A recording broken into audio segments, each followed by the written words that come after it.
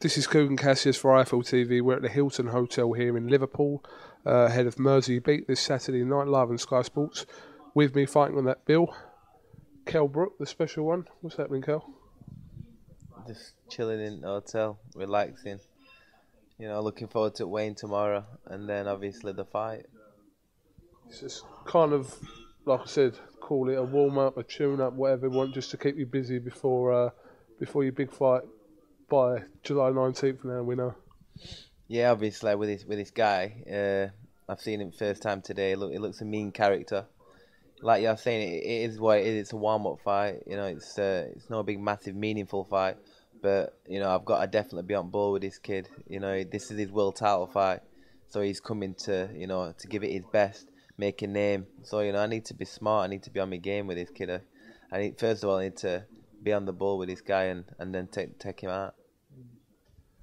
So what I did was, just in the last half hour, I sort of sent a tweet out, which I said to you I was going to do, and just asked a few people on Twitter to chuck in a few questions and there was loads in, and to be honest, a lot of them are the same questions. So the most common question that people were asking is obviously, out of Paulie Malignaggi and Sean Porter, who would you prefer to fight? To be honest with you, whoever walks away the champion, I'd want to fight. But if you look more in depth to it, I think Paulie Malignaggi is the bigger name, and I think that if Paulie Malignaggi did win that fight, we'd be able to get it over here, and and all the UK fans would be able to come and watch, me fight for that world title in UK.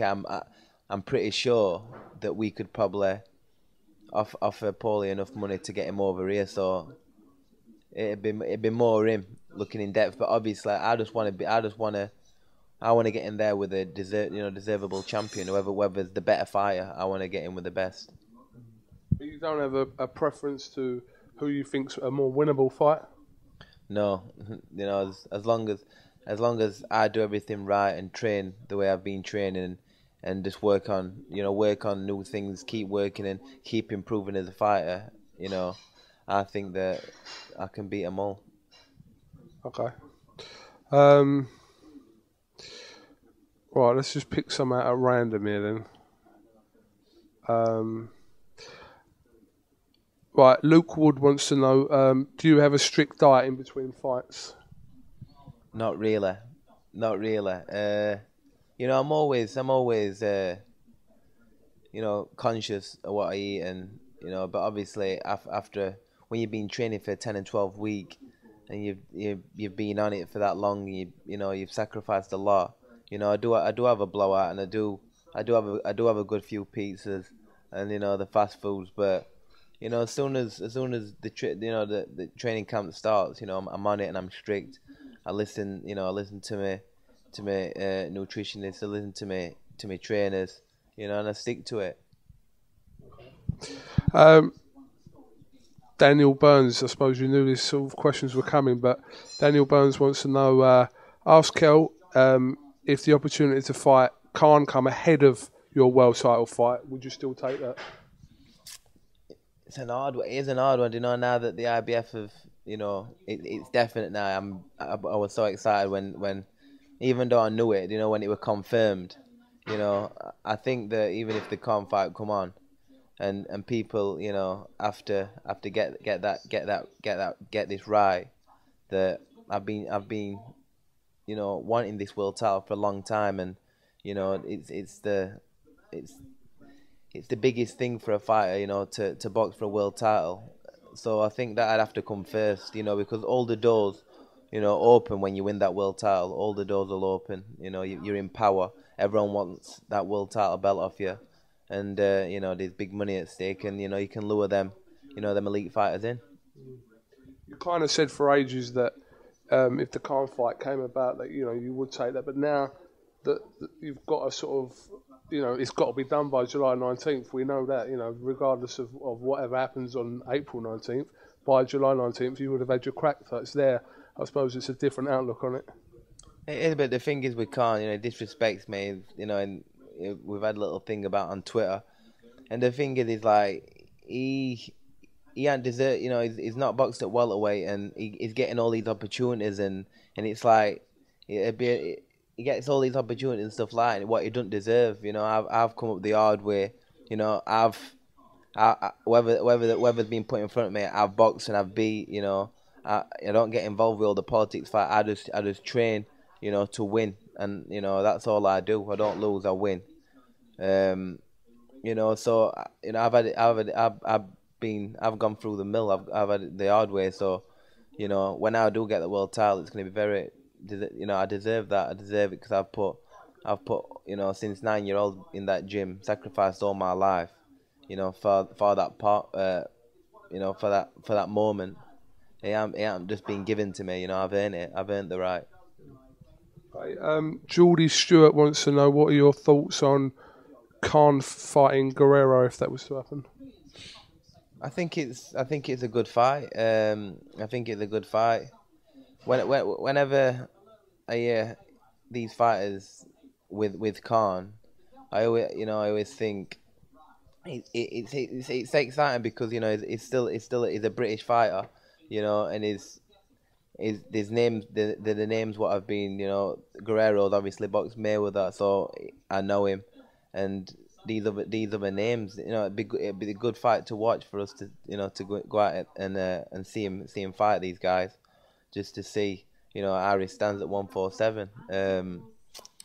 But you know, if it does happen, what'll happen? I think Guerrero's, you know, is a rough, tough guy, and I think, you know, he can put it on Khan. But you know, it's an interesting fight. Okay. Mark Wilson, Stoke, says, if Kell wins the world title in July, will he be looking to go after Mayweather? # why not?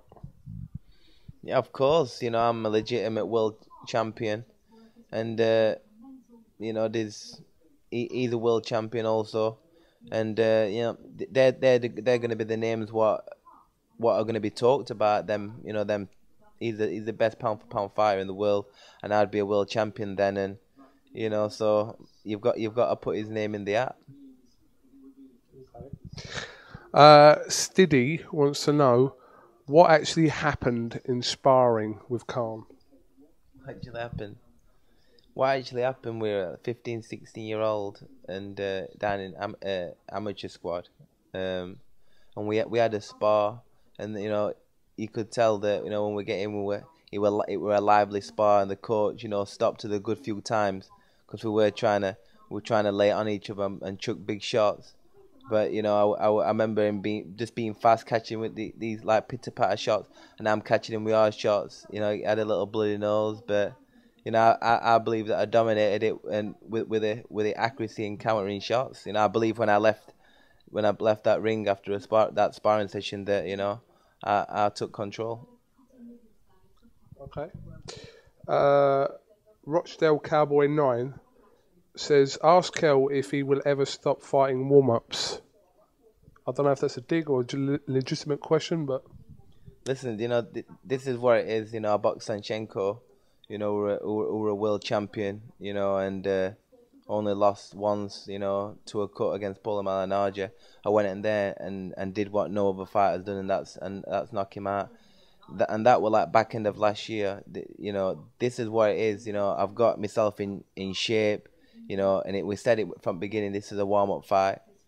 And it is what it is. We don't want a big, massive layup before we get into the fight of your life in a world title fight. So it is what it is. It's a warm-up fight.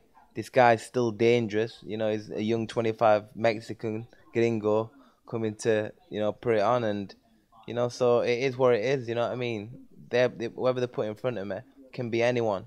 And I'll just go out there and knock people out and win. All right.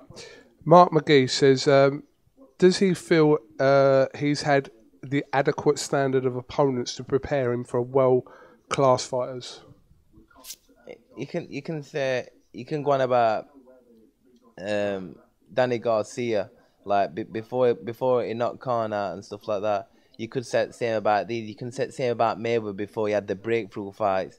You know, they have, you know, the gatekeeper, you know, kind of fighters, and they have that one big fight where they prove themselves, and then they become the elite fighter. So, I think whatever they put in front of me, I always rise to the occasion. And when that big opportunity, when that name who people respect and says, up there, and I get in there and just dismantle him and beat him, I'll get the credit. But till that time comes, it'll just be the same thing what people will be saying. But when I get my opportunity, you're gonna see that I can fight. Okay. Gary Martin's asking, when Kell becomes world champ, would he try and crack America like Khan did, or be a home fighter, kind of like what Ricky Burns, etc. did? Listen, I love boxing in England. I love boxing in Britain. But wherever the big fights are, the big fights, if we have to go to America, we do have to go to America. Obviously, from where I'm from, people, they're not made of money. You can't just. It costs a lot of money to go out traveling and watching you in America, and everything else, the hotels, the flights, everything what comes with it. But if that's what I need to do to fight them, them top names, and that's the only way we can do it. I have to go to America, or I have to go wherever to get them top fights. But do I like boxing in Britain? So the fans can come out and see me. Of course I do. But like I said, the big fights are in America, and I will be traveling, I'm sure. Okay. Daily Brews, or at Daily Brews, says, where would you rather fight in the USA? Madison Square Garden in New York City, or the MGM in Las Vegas? As a young kid, I remember when he boxed Kevin Keller in New York, Madison Square Gardens. That were always the place for me. But I think now MGM has took over in Las Vegas. So I think if I were fighting in the MGM Grand, I think that stands at the top of the list now. But obviously Madison Square Garden has been some unbelievable fights there in history of boxing, and that's another top place. I know that you love going to New York, so it'd be a good trip for us. All right. Candy says, Kugan, will you come and see me later if you get bored? Oh, that's one for me. Sorry. sorry. That was one for me. Yeah. Candy. Yeah, I will come and see you, babe. Sounds good. I will. There was a question here. There was a good question here, and I can't seem to find it. Oh, okay. Bakuna says, name a boxer who you would like to fight now or that has retired. Now or has retired? Has retired, what do you mean? So, like a former boxer, who would you have liked to have fought, I suppose? Who I've liked to have fought would have been my idol, and it had been Sugar Ray Robinson. I think that no one, I don't even think, Mayweather could outdo him. I think, for me, we are regular, and he was just the cream of the crop, Sugar Ray Robinson. Pound for pound best ever. So I'd have to say him. This is kind of going back to your fight Saturday.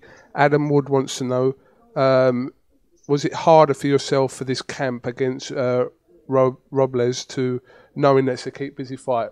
Were you, how motivated were you for this fight? I was scared of that myself. Beginning of this training camp, I sat down with Eddie, and Eddie said to me, it is what it is. Are you going to be able to get motivated for this fight? And I honestly said to him, I don't know. I'll get into training and see how it is. But I'm, straight away as soon as I get into training, I started dieting and started, pushing myself. And then the gym mates, we're doing runs together, and I'm trying to outbeat them. And it's I'm trying to like try and match my personal best, and so I were there, it were easy for me to get motivated, because I was like, I've been challenging myself with things what I've been doing in previous camps, or doing, so it's been a brilliant camp for me for this. Okay. There was a question here. I don't know who asked it, but I remember the question. If you was to win a world title, would you consider giving Frankie Gavin a shot? Yeah. Let me just tell you something now, because I've been seeing a few tweets from Frankie Gavin, and I think that I don't know what's going through there. I don't know if he thinks that he can beat me, but it makes me laugh. Do you know, like, if if enough people tweet wanting me and Frankie Gavin to fight, I will fight him, no problem at all, and I will show you what I'll do to him. Okay, I saw that question earlier, so I apologise to whoever asked that question because I can't seem to find it now. But I mean, a lot of these other questions are sort of the same relating questions, and a lot of them are involving Amir Khan and etc., which we've already gone on about. But I think that's enough Twitter questions really, because I think we've covered quite a few there. But have you been watching footage of Alvaro Robles? Have you been studying him a little bit? I've not. No. I've not. I'd be lying if I say I've not watched a little bit. I've probably watched a little clip of him, a little clip, but. I think that I've seen every style there is, where I'm from. All walk of life walk through our gym.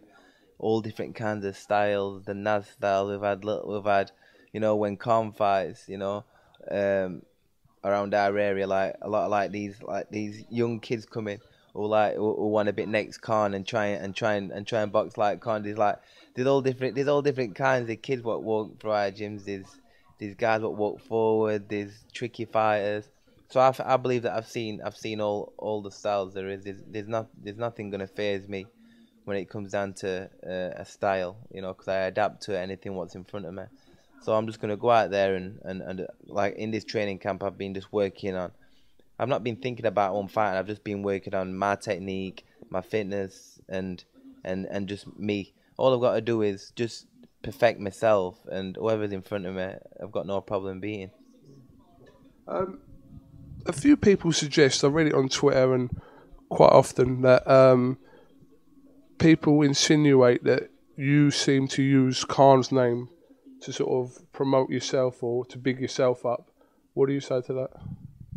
What can I say? It's like when I turned professional at 18 and we were fighting under the same promoter.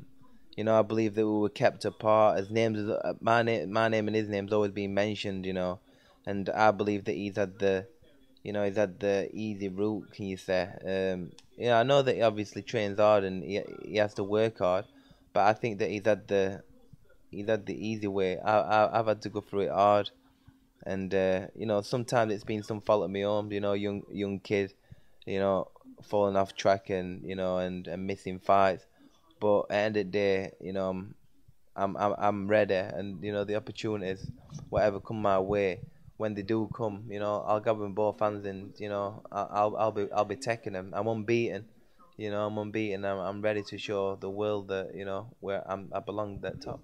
When you say you think he's had the easier way, you're not referring to the level of opponents that he's faced at 140, or are you?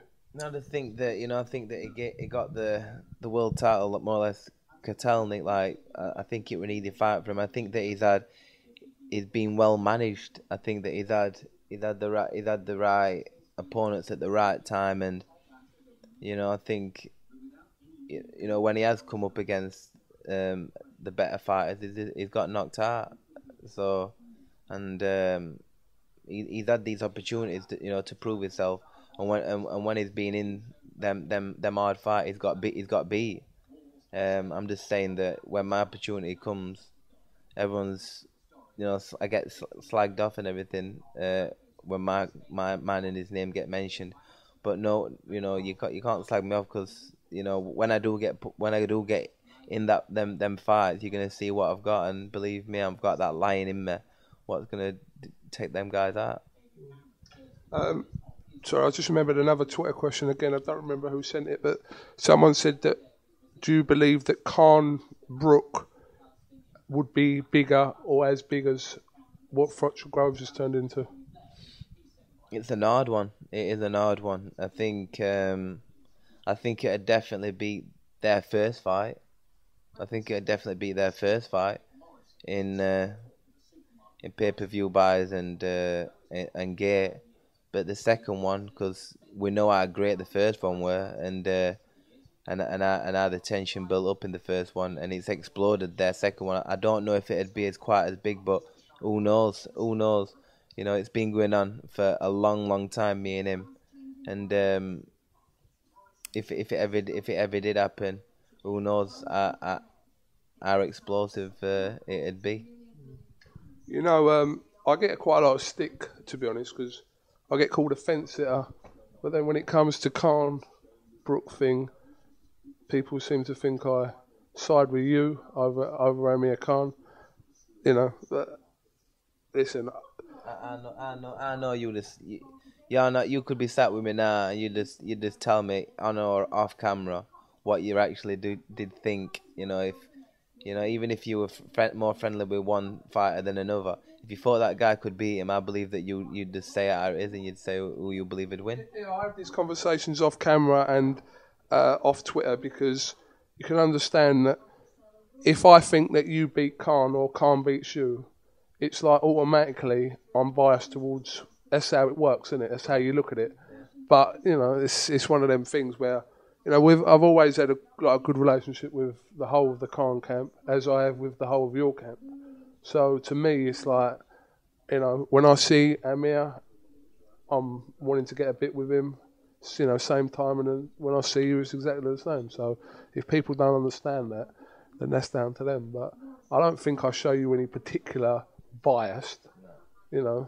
Maybe it's because of, I don't know, the whole Matchroom thing that Eddie puts on a lot of shows, and a lot of shows involve yourself, and that whole thing, whether people think of it that way, I don't know, but I don't look at it like that. Listen, this is what's going to happen. I'm going to fight Saturday. I'm going to put a show on for the fans. I'm going to win in style. Then I'm going to get straight back in the gym. Train my backside off hard, and get myself in unbelievable shape. And show the world when the summertime comes, or when that date gets announced and I fight for that world title, that I'm gonna be winning that world title. Believe me, I'm winning that world title, and then all them doors are gonna open, and don't be surprised, because overnight people are gonna be talking about mentioning my name, about what I've done with Porter or Malignaggi, whoever wins in their fight. It's going to open all the doors, and you might see the fights what you want to see with me and myself and other fighters. Listen, let's hope so. All right, well, listen, Kell Brook, thanks for talking to IFL TV and answering a few questions from the people on Twitter. Best of luck tomorrow, weigh in tomorrow, and then fight night Saturday. Get that one out of the way, and then it's all systems go. You won't fight again between tomorrow and that world title fight, will you? You wouldn't risk that, would you? No, not at all. This will be my last fight before you see me in that ring. I will not step into a ring after tomorrow night, unless it's for that world title fight. Okay. All right, Kell Brook, thanks for talking to us, and like I said, we'll see you at the weigh-in tomorrow. All right. No worries. This is Kugan Cassius with Kell Brook. For IFL TV. Thank you very much.